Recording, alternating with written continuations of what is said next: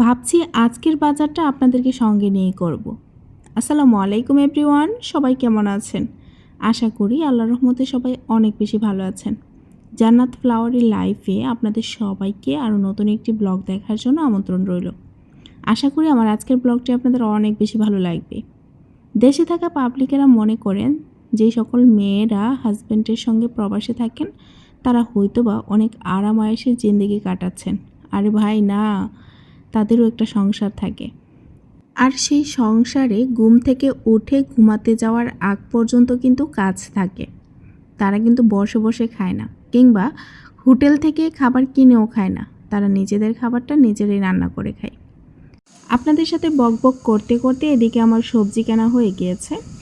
এখন চলে আসলাম ফ্রুটস কর্নারে। যেহেতু সাউথ আফ্রিকাতে এখন সামার সিজন, সেই জন্যে এখন হচ্ছে তরমুজ পাওয়া যায়। আর আজকে তরমুজগুলো স্পেশাল দিয়েছে। এছাড়াও অনেক ধরনের ফ্রুটস আছে। এদিকে কলা, মালটা, আঙ্গুর সব কিছুই আছে।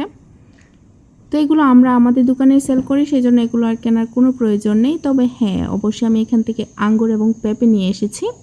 আর সাউথ আফ্রিকার আঙ্গুর কিন্তু খেতে অনেকটাই মিষ্টি এবং সুস্বাদু, সঙ্গে পেঁপেটাও অনেক বেশি মিষ্টি ছিল।